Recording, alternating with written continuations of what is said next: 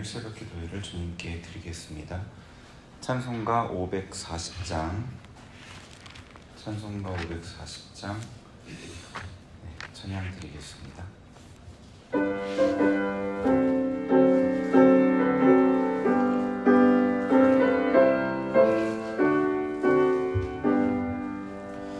주의 음성을 내가 들으니 사랑한단 말일세. 믿는 마음으로 주께 가오니 나를 영접하소서. 내가 내 십자가 앞에 더 가까이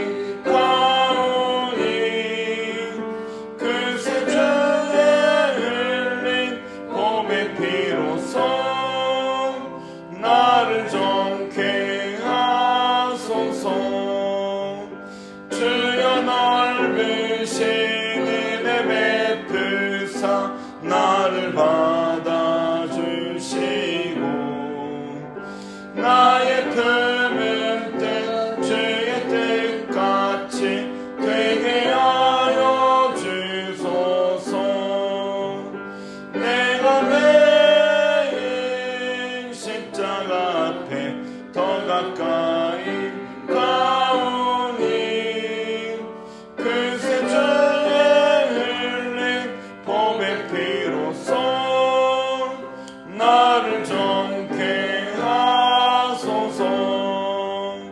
주의 보좌로 나아갈 때에 어찌하니 기쁠까. 주의 얼굴을 항상 배우니 더욱 친근합니다. 내가 내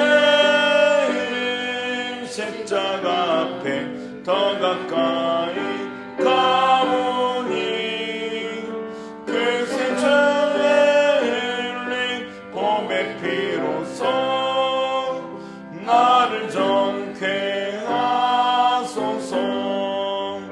우리 그 주의 넓은 사랑을 증량할 자 없으며 주가 주시는 참된 기쁨도 헤아릴 수 없도다.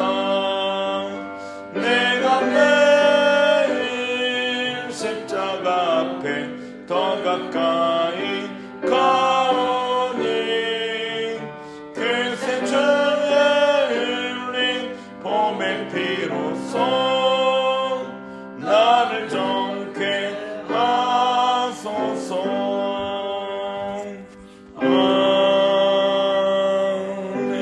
아멘. 네, 찬송가 321장 통일찬송가 351장입니다. 321장입니다.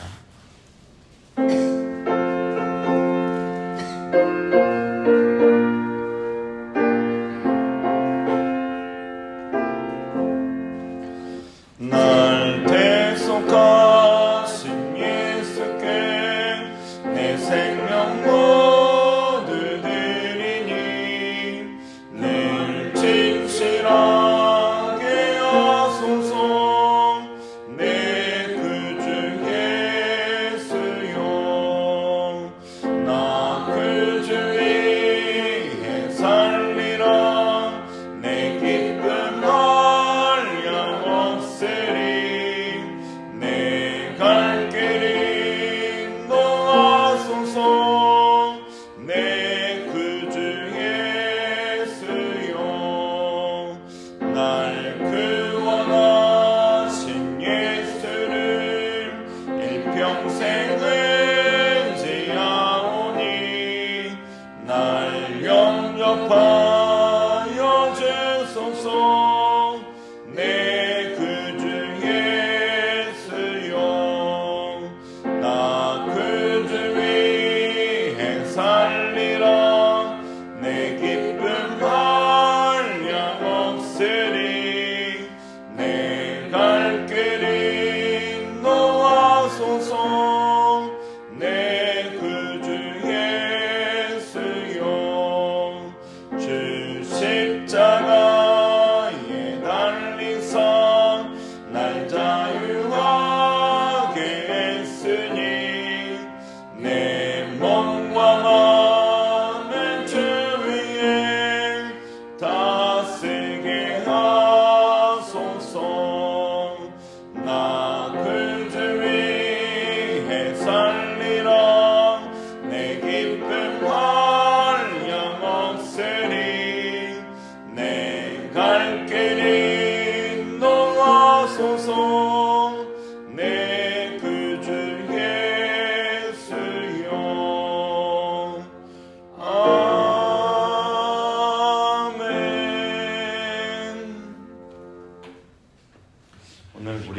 주시는 하나님의 말씀은 에스겔 3장입니다.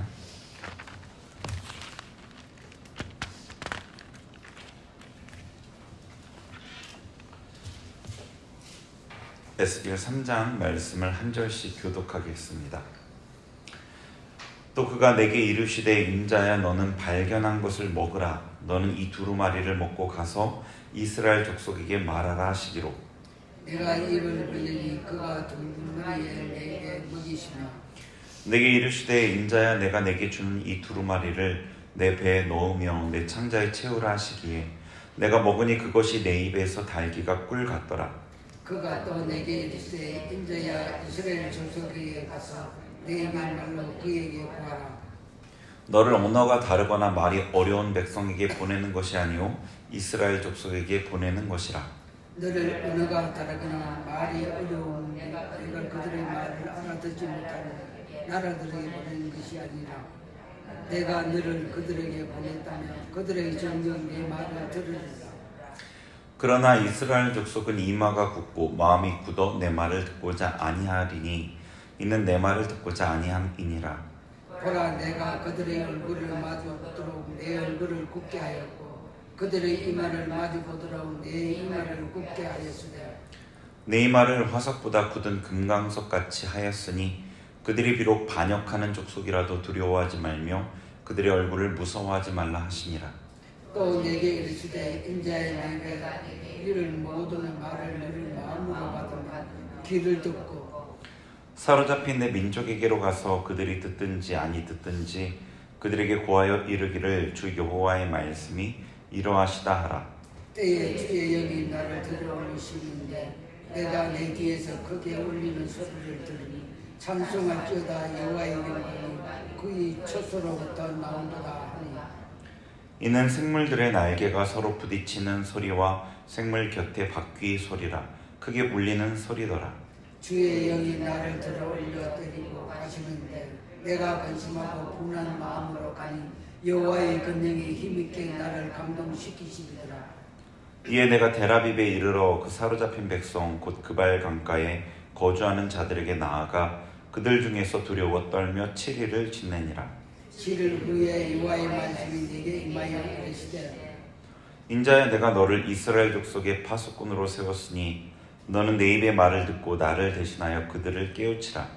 가령 내가 악인에게 말하기를 너는 꼭 죽으리라 할 때에 내가 네 깨우치지 아니하거나 말로 악인에게 알려서 그의 악한 일을 떠나 생명을 구원하게 하지 아니하면 그 악인은 그의 죄악 중에서 죽으리고 내가 그의 핏값을 내 손에서 찾아갈 것이고 내가 악인을 깨우치되 그가 그의 악한 마음과 악한 행위에서 돌이키지 아니하면 그는 그의 죄악 중에서 죽으려니와 너는 내 생명을 보존하리라.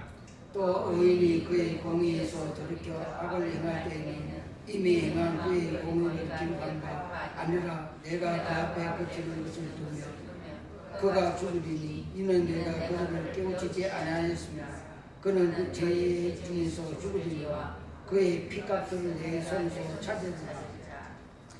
그러나 내가 그 의인을 깨우쳐 범죄하지 아니하게 함으로 그가 범죄하지 아니하면 정령 살리니 이는 깨우침을 받음이며 너도 내 영혼을 보존하리라. 여호와께서도 그 영으로 거기서 내게 임하시고 또 내게 이르시되 일어나 들러 나아가라. 내가 거기서 너와 말하라 하시기로. 내가 일어나 들로 나아가니 여호와의 영광이 거기에 머물렀는데 내가 전에 그발 강가에서 보던 영광과 같은지라 내가 곧 엎드리니 주의 영이 내게 임하사 나를 일으켜 내 발로 세우시고 내게 말씀하여 이르시되 너는 가서 내 집에 들어가 문을 닫으라. 너 인자야 보라 무리가 내 위에 줄을 놓아 너를 동여 매리니 내가 그들 가운데에서 나오지 못할 것이라. 내가 내 혀를 내 천장에 붙게 하여 내가 말하는 모든 자가 되어 그들을 꾸짖는 자가 되지 못하게 하리니 그들은 패역한 족속이니라. 같이 봅니다. 그러나 내가 너와 말할 때에 내 입을 열리니 너는 그들에게 이르기를 주 여호와의 말씀이 이러하시다 하라. 들을 자는 들을 것이요 듣기 싫은 자는 듣지 아니하리니 그들은 반역하는 족속임이니라. 아멘. 네, 에스겔 1장 부터 이제 시작이 되는데요. 에스겔 1장에 보면은 에스겔 선지자가 환상을 보는 장면이 나옵니다. 그리고 그 환상의 이 내용이 3장까지도 쭉 이어지는 거거든요. 3장 15절까지가 한 번의 환상으로 보시면 되겠습니다. 1장에서 보면은 1장 1절에 에스겔이 30살 됐던 30째 해에 이 하나님의 환상을 보는데요. 그때는 이렇게 2절에 보면은 포로가 된 지 5년 된 그런 날이었습니다. 하나님의 보좌의 환상을 보는데 하나님께서 친히 그룹 천사들과 함께 에스겔에게 임하십니다. 그 환상은 굉장히 영광스럽고 두려웠죠. 에스겔이 하나님의 영광 앞에 엎드러졌습니다. 그 내용 1장이죠. 하나님의 그 보좌의 환상, 하나님께서 임하신 환상이 어떤 모습인지가 5장에 좀 나옵니다. 이 내용은 계시록 4장에 나와 있는 하나님의 모습과 굉장히 좀 흡사한데요. 이제 그렇게 하나님 영광 앞에 엎드려지는데요. 그리고 하나님께서 2장, 3장에 그 에스겔에게 사명을 주시는 장면이죠. 에스겔을 이스라엘의 파수꾼으로 부르시는 것입니다. 이 파수꾼은 성벽에서 파수하는 사람이잖아요. 성벽에서 파수꾼이 서 있는 이유는 적의 침입을 미리 보고 그 성 안에 있는 사람들에게 경고해서 그 침입을 방비하게 하기 위함이에요. 에스겔을 영적 파수꾼으로 세웠는데 그것은 이스라엘의 영적인 위험, 그러니까 하나님의 심판이 가까웠음을 이스라엘 백성들에게 경고하고 그 심판을 방비하게 하는 역할로 부름을 받은 거죠. 심판을 방비한다는 것은 회개죠. 심판에서 벗어나는 거, 회개하기 위한 그런 파수꾼이었습니다. 그런데 좀 이상한 부분이 있는데 이거는 이사야서하고도 비슷합니다. 하나님께서 이스라엘 백성이 돌이킬 것을 별로 기대하지 않으시는 거죠. 이사야에서도 보면은 이사야 6장을 보실 때 좀 자세히 보셨는지 모르겠는데 지금 그 다룰 건 아니지만 하나님께서 그 이사야 선지자를 이 이스라엘 백성이 보내면서 그들이 회개할 것을 이제 기대하지 않으셨어요. 나중에 이사야 6장을 한번 자세히 보세요. 근데 에스겔도 비슷한 장면이 나옵니다. 2장 2절에서 5절을 보면은 이렇게 돼 있죠. 2절에 하나님의 말씀을 듣죠. 그리고 3절에 이스라엘 백성, 패역한 백성 그들에게 보낸다 라고 얘기하십니다. 4절에 얼굴이 뻔뻔하고 마음이 굳은 자다. 너는 그들에게 주 여호와의 말씀이 이러하시겠다 하라 이렇게 소명을 주십니다. 사명을. 근데 5절에 그들은 패역한 족속이라 그들이 듣든지 아니 듣든지 그들 가운데 선지자가 있음을 알지니라. 아멘. 그러니까 하나님께서 에스겔을 보내서 이스라엘 백성을 반드시 돌이키기를 기대하신다기보다는 하나님의 말씀을 전하는 선지자가 그들 가운데 있음을 알게 하려는 목적이다. 네. 하나님께서 이스라엘에게 끝까지 돌아올 기회를 주셨다는 것, 그것을 알게 하시라는 목적이다. 라는 겁니다. 지금 이 2절에서 5절까지 이 뉘앙스를 보면은 이스라엘 백성을 돌이키게 하려는 그 어떤 기대가 별로 느껴지지 않으시죠? 그죠? 3장 4절에서 7절 에스겔에게 보낸 말씀하신 그 내용도 에스겔을 사명을 주면서 주신 내용도 비슷해요. 3장 4에서 7절은 한번 같이 읽어보죠. 시작. 그가 또 내게 이르시되 인자야 이스라엘 족속에게 가서 내 말로 그들에게 고하라. 너를 언어가 다르거나 말이 어려운 백성에게 보내는 것이 아니오 이스라엘 족속에게 보내는 것이라. 너를 언어가 다르거나 말이 어려워 내가 그들의 말을 알아듣지 못할 나라들에게 보내는 것이 아니니라. 내가 너를 그들에게 보냈다면 그들은 정녕 내 말을 들었으리라. 그러나 이스라엘 족속은 이마가 굽고 마음이 굳어 내 말을 듣고자 아니하리니 이는 내 말을 듣고자 아니함이니라. 아멘. 하나님께서는 여기서도 비슷한데 이스라엘 백성에게 에스겔을 이제 보내시는 게 그들에게 보내는 것보다 차라리 이방인에게 보내는 게 회개하기가 더 빠르다는 얘기입니다. 그러니까 이스라엘 백성들이 돌이킬 가능성이 별로 없는 것을 아신 거죠. 보내시면서. 그죠? 여기서 내용이 그렇게 돼 있죠. 그럼에도 에스겔을 이스라엘에게 이제 보내서 하나님의 말씀을 선포하시는 데는 이유가 있겠죠. 두 가지가 이유가 있다고 볼 수 있는데요. 하나는 좀 전에 말했던 그들 가운데 선지자가 있음을 알게 하시려는 목적이 첫 번째가 있습니다. 하나님께서 끝까지 이스라엘 백성에게 회개할 기회를 주셨다는 것, 하나님의 자비의 시행, 그런 거죠. 하나님께서 이스라엘에게 끝까지 자비롭게 대하셨던 것, 그걸 알게 하시려는 겁니다. 그러면 하나님의 공의에 대한 근거가 더 확실해지죠. 더 분명해집니다. 하나님께서 이스라엘을 끝까지 참으시고 끝까지 선하게 대할수록 이스라엘의 악은 상대적으로 더 커집니다. 우리가 이제 간단히 예를 들어볼 수 있는 게, 부부가 있는데 남편이 가장으로서의 의무를 행하지 않고 경제적인 의무, 남편으로서 아버지로서 의무를 하지 않고 있는데 오히려 아내에게 화를 내고 아내를 학대하고, 근데 아내는 참아내면서 아이를 돌보고 남편의 빚자리 메꾸기에 애를 쓰고, 그런 드라마, 영화, 옛날, 요즘에는 그런 주제 안 나오지만요, 예전 그거 보면은 아내가 남편에게 가정의 선을 행하는 만큼 남편의 악이 두드러지게 보이죠. 훨씬 더 나쁜 사람이 됩니다. 근데 똑같은 남편이 있는데 아내가 남편을 싸우고 자기도 이제 그렇게 행할 이유가 없으니까 아이들을 잘 돌보지 않고 가정을 떠나 자기 살 길을 찾습니다. 원인 제공이 남편이 이어서 아내의 반응이 한편 이해도 되지만 남편의 악한 만큼 아내도 우리는 똑같이 악하다고 얘기하겠죠. 하나님께서 이스라엘에게 선을 행할수록 이스라엘의 악함이 더 두드러지게 강조돼요. 네. 첫 번째 이유입니다. 두 번째는 조금이라도 회개의 가능성이 있는 성도의 돌이키심을 기대하시기 때문이겠죠. 1%의 가능성이라도 있는 이들이 돌이키시기를 바라기 때문입니다. 이런 장면들 떠올리면 어떨까 싶어요. 영화에서 보면은 군인들이 싸우다가 적진에서 나오지 못한 한 명의 군인 때문에 큰 피해가 생길 가능성을 감수하고 기다리고 돌아가서 구하려고 하고, 그런 모습을 보면 우리는 감동을 받죠. 현실에서는 그런 일은 거의 없을 거예요. 아마 그런 일은 없을 겁니다. 그렇게 행하는 군인이 있으면 엄청난 책임을 져야 되겠죠. 구한다고 하더라도 못 구하면 더 그렇고요. 하나님은 최후의 가능성이라도 놓지 않으십니다. 회개의 가능성이 조금이라도 남아있다면 포기하지 않으시고 돌이키기를 원하시는 그런 하나님이시죠. 말씀하시고 경고하시고 기다리시는 그 이유 때문에 하나님께서 에스겔을 보내는 것입니다.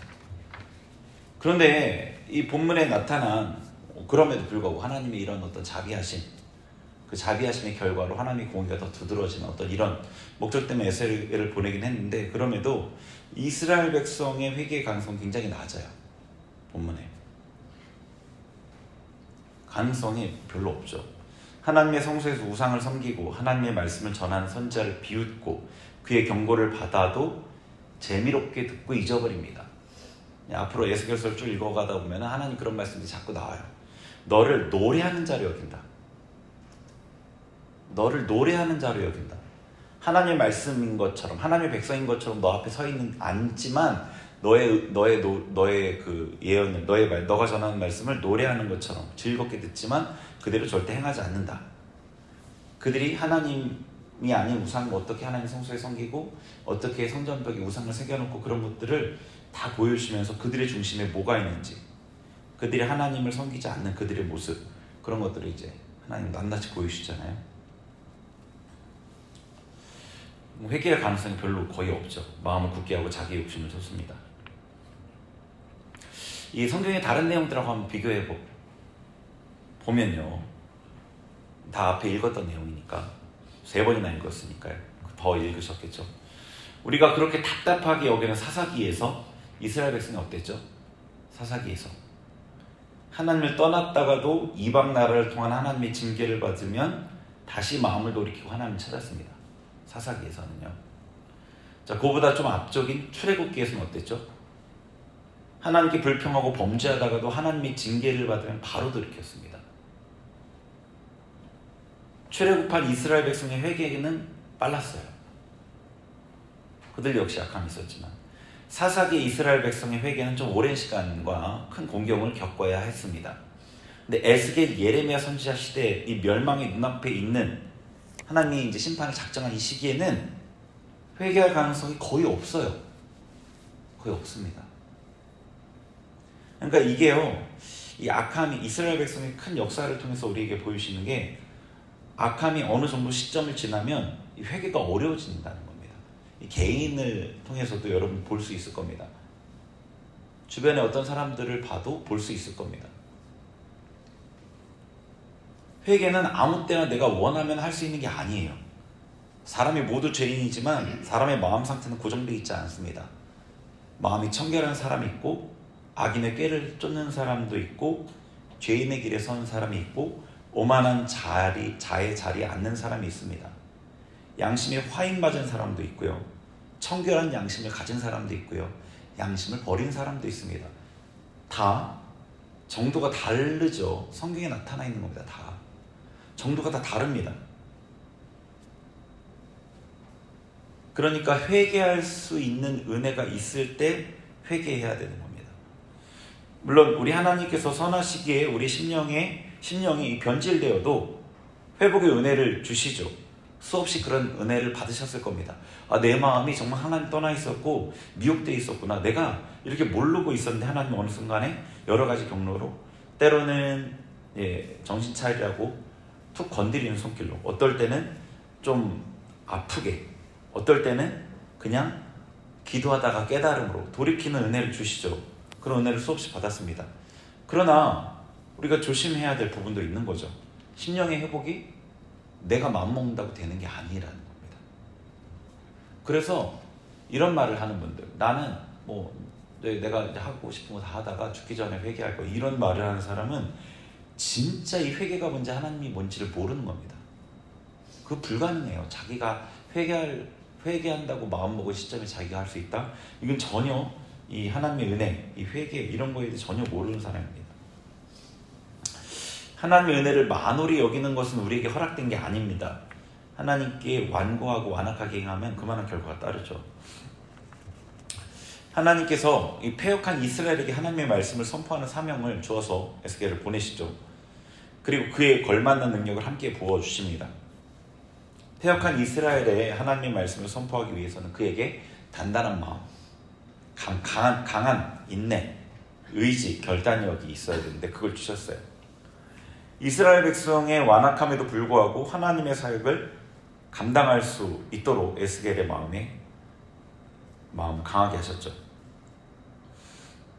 이런 하나님이 주시는 이런 은혜는, 하나님 주시는 은혜는 이 말씀에 대한 담대함, 강인함, 인내도 포함이 되는 겁니다. 2장 8절부터 3장 3절에 보시면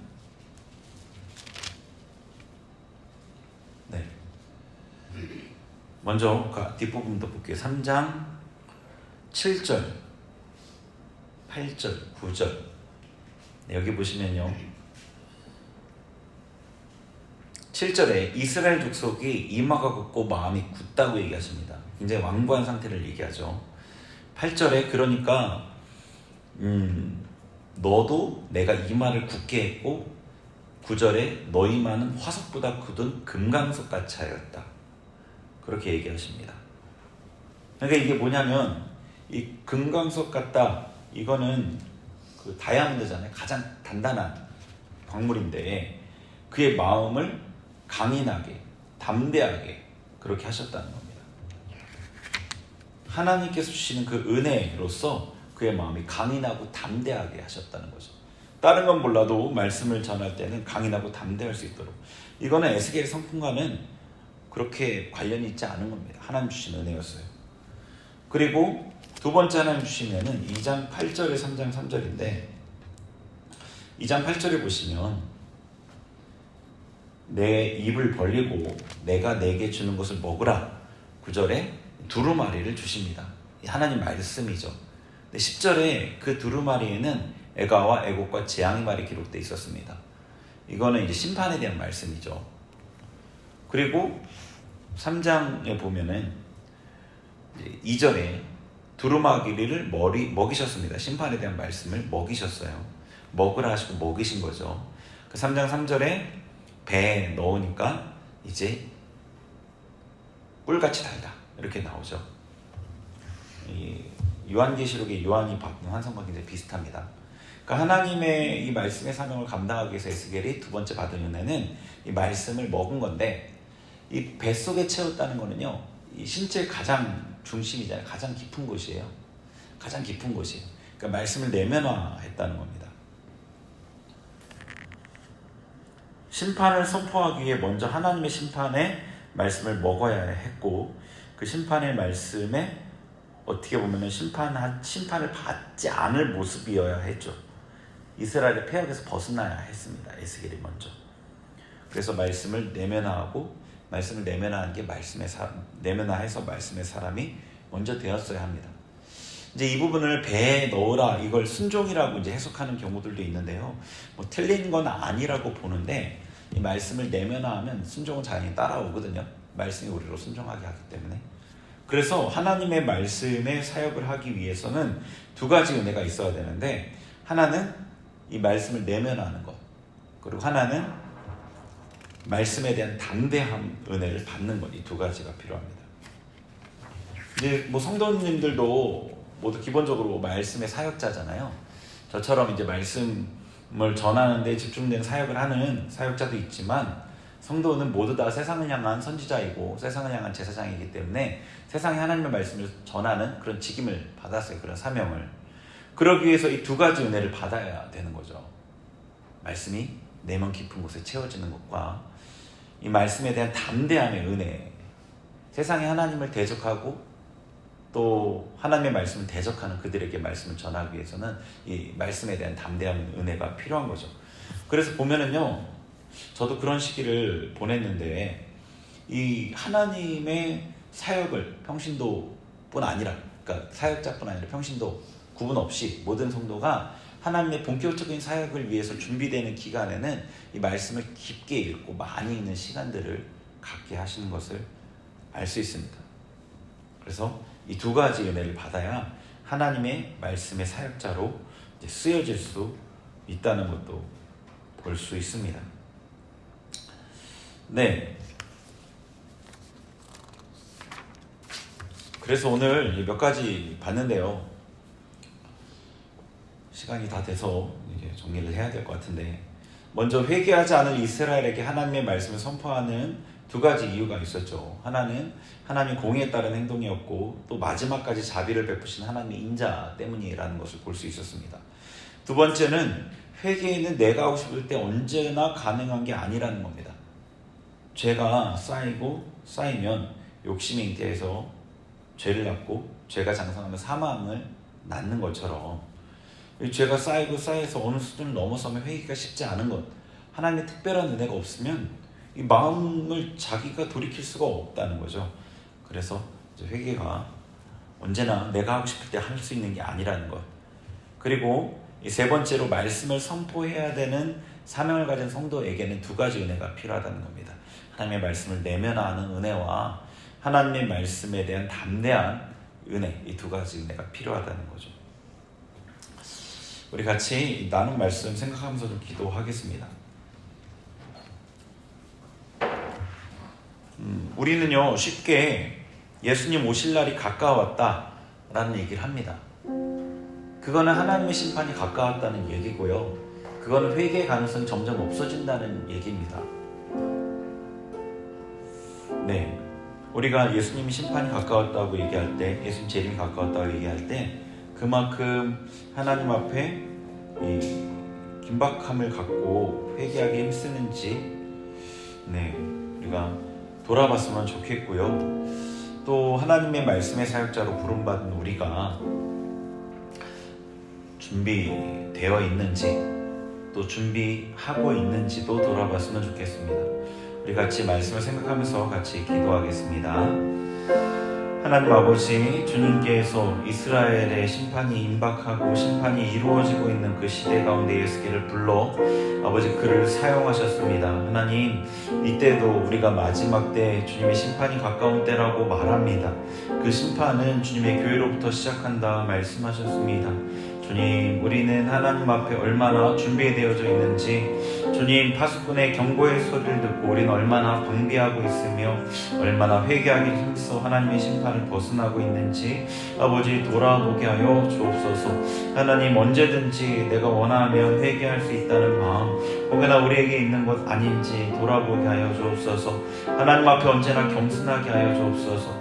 교만한 마음 버리게 하여 주시고 하나님의 은혜 안에서만 살아갈 수 있도록 우리를 주장하여 주옵소서. 부드러운 마음 되게 하여 주옵소서. 겸손한 마음 되게 하시고 하나님이 주신 그 은혜에 항상 감사하며 그 은혜를 귀히 여기는 자들 되게 하여 주옵소서.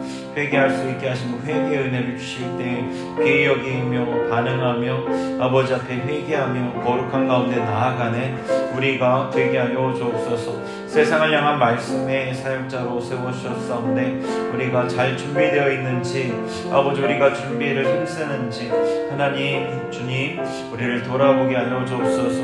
말씀을 우리 심령 깊은 곳 내면에 채우기를 힘쓰게 하여 주시고 아버지 또 그 말씀을 담대하게 선포할 수 있는 은혜도 허락하여 주옵소서. 주님, 다른 것 아버지 다른 모습으로는 사람들 앞에 겸손하고 부드럽지만 하나님의 말씀을 전하는 아버지 말씀의 종으로서는 아버지 담대하고 강인한 마음 허락하여 주옵소서.